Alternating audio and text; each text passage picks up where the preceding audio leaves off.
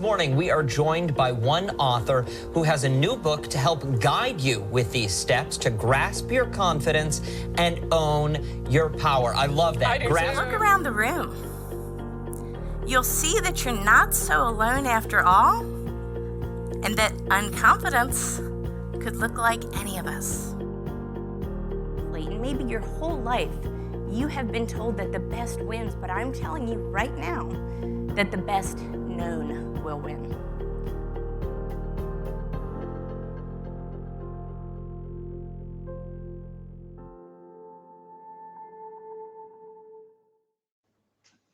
Hello, everyone. We are live in LinkedIn land, Facebook land, I think Twitter land. I don't even know where else I have this going on right now. And then this airs as a podcast as well on podcast land. So let us know in the comments where you're listening from, what city, what state, what country. We love hearing from people from all over the world. And I like to know that the messages we put out on this show are actually inspiring and changing your life. But that's enough about me. You hear from me all the time. I want you to hear from my next guest today, Dr. Harvey Castro. Hello, my friend. Welcome to the show. Well, thank you for having me. I really appreciate it and fun to be here. Yeah. You have a lot going on. You've got books. You're a physician. You have an MBA. You are into AI and tech but also true crime. That was an interesting thing I learned about you before the show, but maybe we'll get into that. But you're into all of these amazing things, and I just want to hear more about you and your story. So would you mind sharing a little bit about yourself? Yeah. My name is Dr. Harvey Castro. I'm an ER board certified physician now for over 20 years, which sounds crazy to me. And I really obviously love technology. And I'm a little bit about me. The skinny is I literally, anytime I see anything that I feel like it's a pain point, I try to solve. And then not only do I just try to solve, I tend to take things to the next level. Just a quick background about me. I'm the first person in the world to write a book on ChatGPT and healthcare back in 2022. When the first iPhone came out, I was the first person to do an app called IV Meds that gave solutions to doctors with 3 taps on their phone. And so I'm kind of this person that if I see something that I'm passionate about, I literally just jump all in. I love that. Wow. It's everything. Like, that's all of my interests as well, but you really dive into a subject matter expertise. I want to say that it's next level. So the first person to write a book, AI and healthcare? It was ChatGPT specifically and healthcare. Literally, the story I got to share it with you because it's kind of interesting. It was November 2022. I'm playing with ChatGPT. I must have stumbled on it on the day it was released. And as I'm Really? playing with it, I said, oh my gosh, this is going to change medicine. This is going to change the way we do things. And I had this light bulb moment. I'll never forget. I went running to talk to my wife in the kitchen and I was like, honey, I'm going to write this book and it's called ChatGPT and Healthcare. And she's like, what are you talking about? I'm like, I just saw this thing today and I think it's going to change the world. And I really think she thought I was crazy because she was like, no, honey, no, nobody knows what you're talking about. You're going to write this book and they're really not going to get it. Why don't you just kind of sit on it and wait till it kind of hits the media?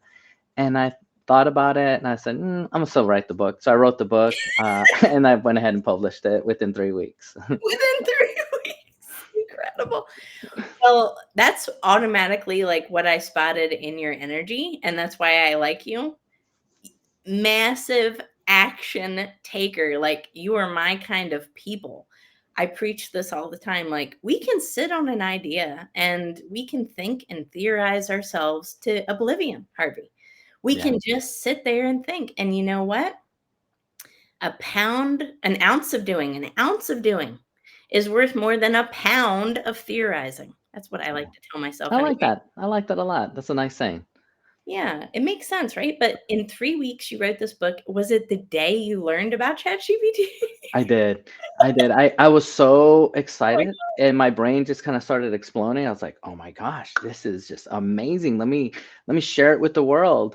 And it was kind of funny because I had the book out and then doctors were like, what are you talking about? And then months would go through and the same thing. And then it was really interesting. Then all of a sudden I started getting calls literally from around the world. China was calling me, Australia, Singapore, all these countries are like, could you come to our country and give a talk on this subject? And I was like, sure. So it got to the point where I had to start going virtual because my wife would divorce me if I was gone all year because I was literally flying everywhere. Um, but it was so much fun, just being able to give back to the community, give back to patients, give back to physicians. Obviously we know that healthcare professionals are burnt out. Everybody wants to retire early, especially after COVID. There's so many people wanting to leave our profession. But I thought, man, if I could start teaching people how to leverage AI, if I could help educate how maybe some of these individuals won't retire yet, hopefully they'll stay longer. So it's just been honestly, it started as a public service announcement and it started from my heart. It wasn't for money. It wasn't for fame. None of that was involved. All of it was like, let's just do the right thing here and let's do something. Wow. And, that's very purposeful. And I believe that, when we're operating on that like higher level, that higher plane, and thinking creatively, but also in service to others, Yeah. success finds you. No. You become attracted to it like a magnet. Like when you really go beyond yourself, it's kind of a transformative thing, right? Yeah. I think it's so important to follow, I know it sounds cliche, but to follow your heart and your passion and do something about it. As you said, sometimes we have our thought that we want to do something. Sometimes we come up with inventions, but we never take that first step. We're always scared of what people will say or maybe some obstacle, and it stops us. And I'm here to say, you know what? Yes, I get it. We got to be careful and cautious, but move forward. It's better to move forward slowly than not move forward at all. I call it the productivity ladder of life. We want to keep going up that ladder, and that ladder goes to infinity. But as long as we're going up that ladder, it doesn't matter that we're going up quickly. It just matters that we're going forward. All right. Well, you're convincing me to take some action today and start my next book. I'm ready. I've Awesome. already been planning it because why ever go on vacation again, right? I mean, who needs a life? Just write books. But you also are not just an author of that type of book, which is obviously total game changing and industry leading, but you've got other books as well. One was the top on Amazon?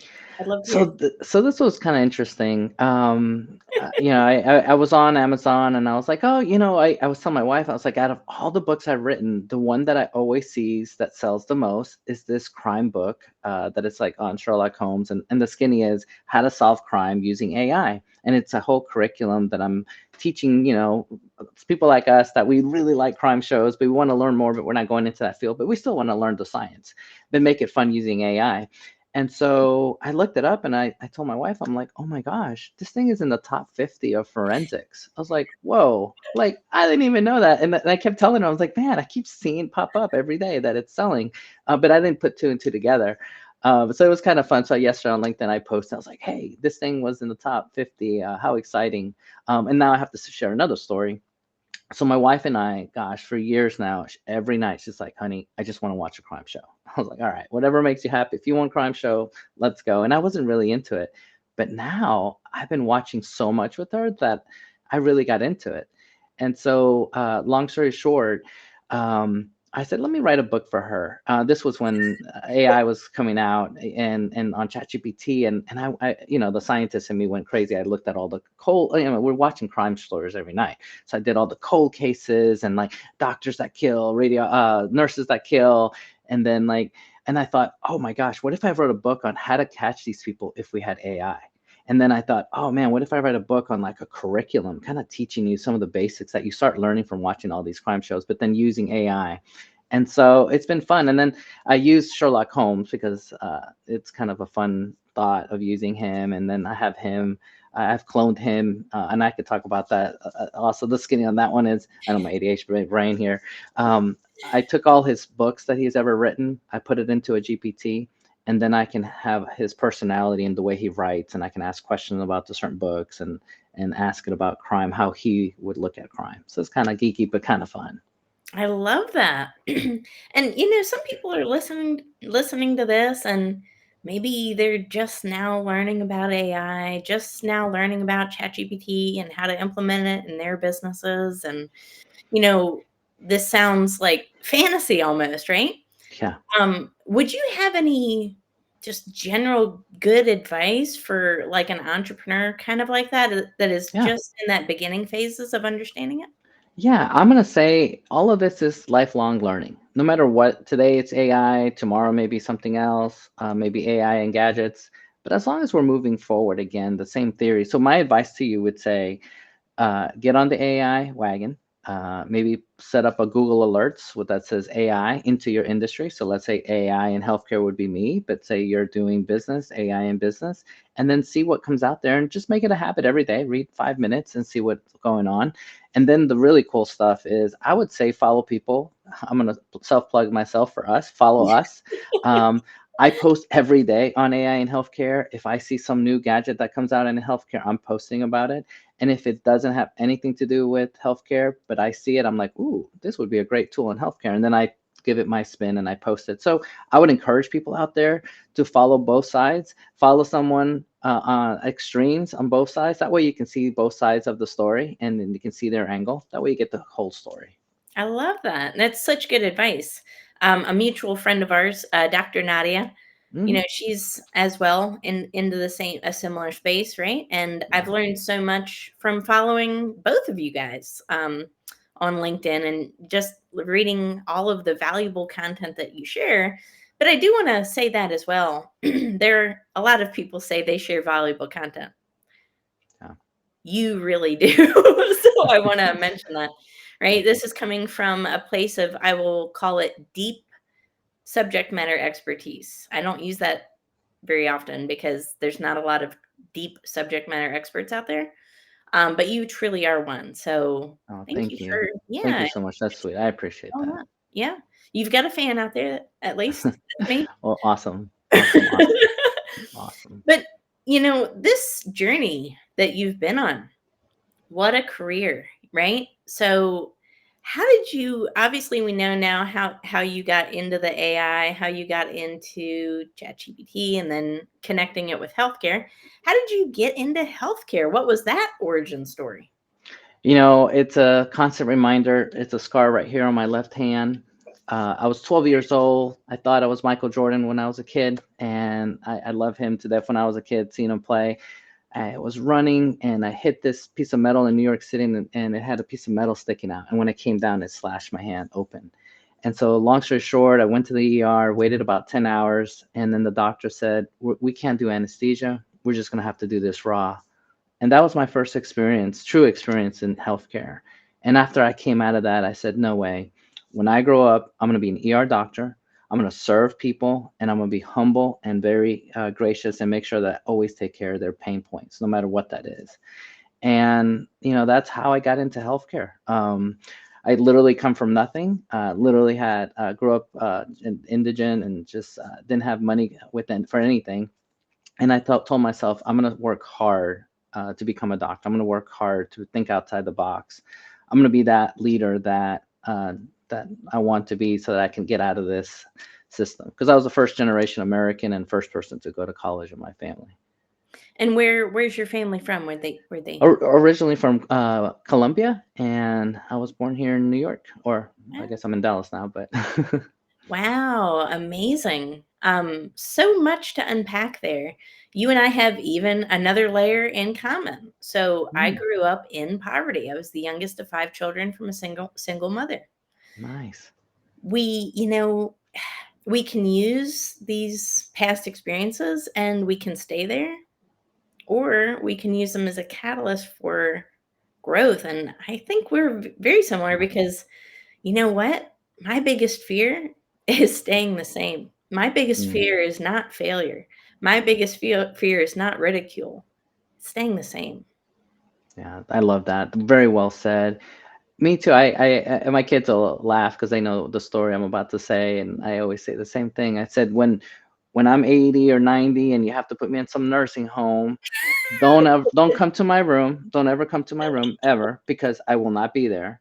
Start looking for me in the other patients' rooms, because I'm gonna be doctoring everybody in the nursing home and helping them until my deathbed. Wow. Through you found your purpose. Yeah. And that's where the servant mentality kind of started, was even just at that age of 12. It sounds Yeah. like, you know, when you went through that, it was a traumatic experience. I can't Yeah. imagine having surgery, right? Without no anesthesia. Like, oh my It was gosh, at horrible. 12, it's traumatizing. Yeah. Very traumatizing. But you took that pain and you transmuted it into a purpose to serve others. And then you planned to do it until your deathbed. Yeah. That's to me a Yeah. physician. That's a true medical professional, and you don't hear about that as often as you No. like. And I love what you said. You're right. We both come from the same part. We come from stresses in our past. And Mhm. some people take those stresses and unfortunately say, that's my stress and I can't move forward because this happened.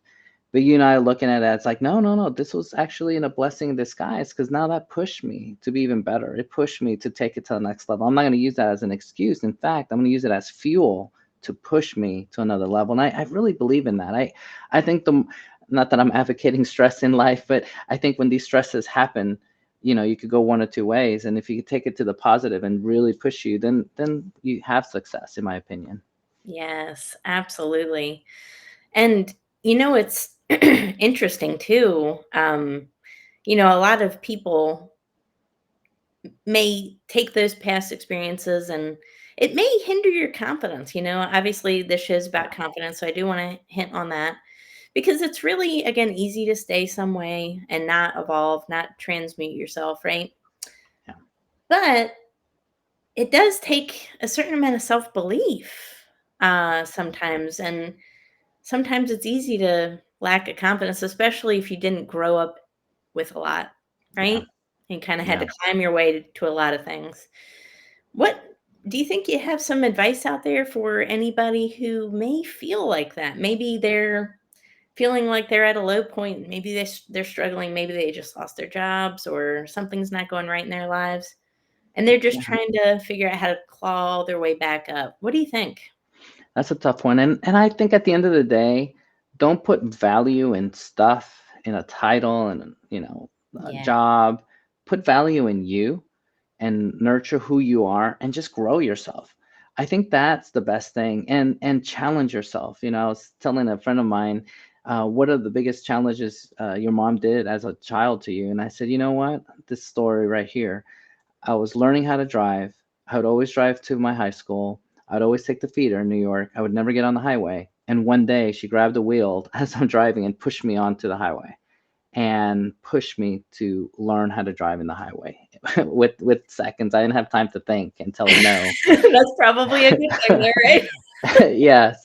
And so my point is, with everyone out there, for this piece of advice is, you need to work on yourself, push yourself. It's easy to stay stagnant. Like you said, the hardest part is just stay the way you are.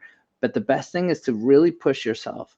One of the things that I call in friends is the ones that call me out and say, you know what, Harvey, that's BS or that's wrong. And I'm like, whoa, thank you. Instead of getting upset, I take it the other way. I'm like, you know what, thank you, because now I know that I have to work on XYZ. And that to me is a true friend, a true spouse. And back to you, if you have something that you personally, but people out there, if you're working on something that you need more confidence, then work on it. Don't be shy about it. Flip it on its head, become obsessed about it, and start working on that to make that better. And Yeah. then if you have that attitude at work and in life, you're going to excel and you're going to beat your colleagues at it. And you're going to end up being that leader. Absolutely, absolutely. But it comes back to that action aspect of it. You know, I'm a firm believer that action eradicates self-doubt. It just eradicates it, right? I've said it before, I'll say it again. Again, we can sit and think to oblivion, or we can start taking action and just kind of figure out things as we go. And I think, generally speaking, not everybody, but a lot of people want that kind of instant gratification, Yeah. right? And they want Yeah. things done and they want it done right now. And I understand that because Yeah. that's human nature. And I'm naturally impatient, I guess you could call it. So I hear that. But are the best things in life instant, Harvey? I mean, not No. always, right? No. And that was a life lesson for me. I almost not that I wasn't going to be a doctor, but it kind of depressed me when I was thinking about life. I'm like, oh my gosh, I'm gonna be like 30 and I'm gonna be old man by the time I'm a doctor, and all I'm gonna do is study. And I remember thinking as a teenager, I'm like, oh man, this is rough. Like, how do you make that kind of decision for the rest of your life? To dedicate decades to something, let alone promising to do anything when you're a teenager. But my point is, at the end of the day, don't look at, we all have to create our short-term goals, our long-term goals, and then make sure that those short eventually get you to the long. Because if you focus on the long term and we all want that instant gratification, we may not go there. But just like I said earlier, that productivity ladder, let's just walk forward slowly but surely. Because you don't want to stay stagnant. You want to keep moving forward. And at the end of the day, you want to be the best version of you. Yeah. And you know what? It's like choose your heart too, right? Like, Mhm. anytime I want to give up, again, that voice just kicks in. Is this easy right now? No, it's not. So Yeah. it's going to be hard either way. It's either going to digress you or increase you. You just have to figure out which one you want. It's either hard. It's hard either way, right? Yeah. Success is hard. Losing weight is hard. Yeah. Getting healthy is hard. But so is being unhealthy and uncomfortable and not Yeah. successful. So ultimately, we choose that path, choose our heart, and just have appreciation and gratitude for that journey of it all, right? And know that it's all just leading you and teaching you along the way. I think that's really impactful. Yeah, for sure. I love that. So we've talked about a lot today. You've got a family. You came from little means, very relate to that, very similar. I actually believe, and I'm grateful for that, going back to that, because it taught me the value of hunger Hmm. and drive. Yes. And again, there's a gratitude aspect to that as well, and makes me appreciate that journey. I feel like without that struggle, I would not have been prepared to accomplish what I'm accomplishing. Do you feel a similar way? Oh my gosh, I 110% agree. I feel very humble that God gave me the gifts to be able to be a physician, that He gave me the tools to success. And so part of those tools of success is not taking them for yourself, but it's to give it to others, to go out there and inspire others, and to go out there and help. And so I'm totally grateful for who I am and what I've done. And when people are like, Harvey, you've done so much in such a young age, I'm like, yeah, at the end of the day, whatever. It's more important, like, how did I take those tools and turn around and give it back? That to me is my legacy, not getting the MD or MBA, none of that. It's what did I do for my kids? What did I do for my spouse? What did I do for society? That PSA book that I wrote, the health ChatGPT and healthcare, it wasn't for anything other than to help. And my whole goal, if I can get one fan out there, one person to read it, be like, whoa, that was cool, mission accomplished. And so I think this life is short. We never know when our last day is.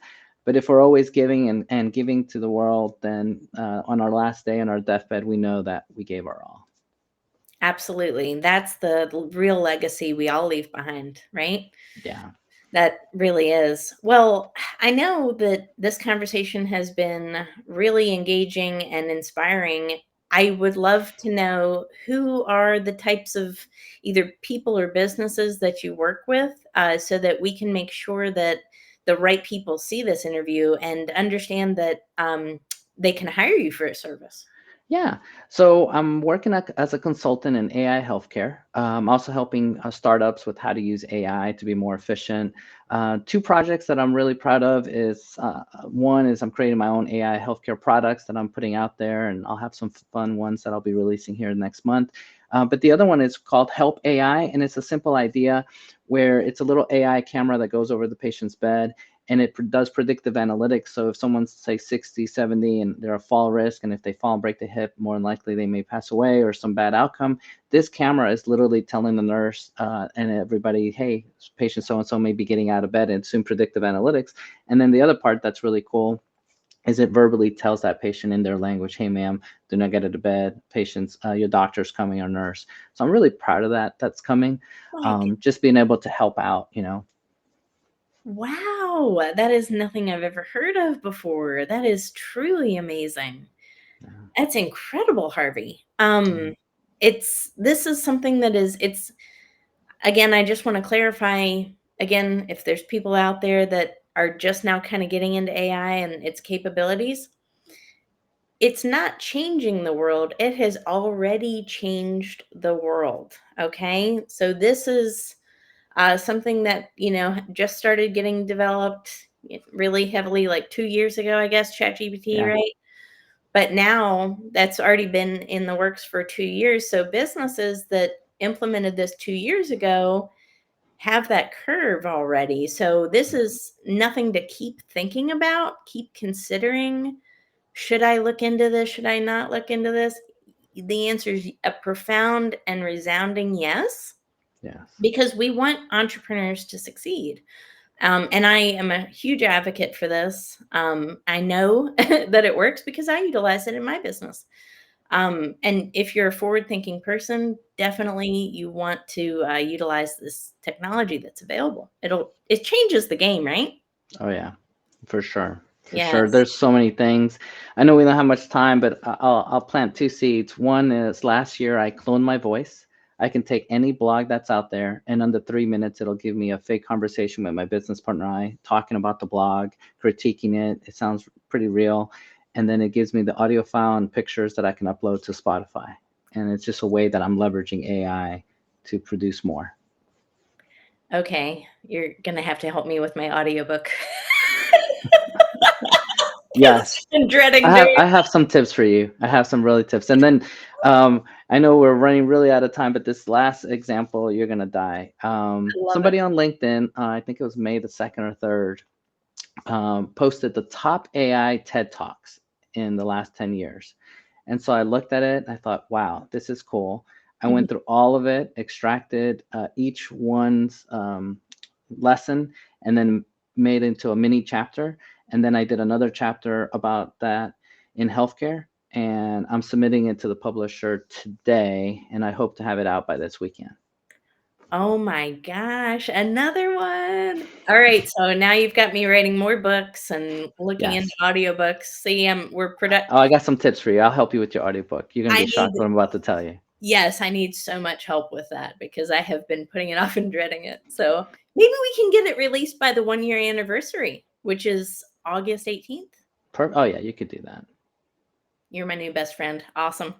Well, thank you so much for being on the show today. Thank you to all of our amazing listeners. And definitely leave a review for this show, guys. We need your support. We love your support. So let me know what resonated with you about this conversation.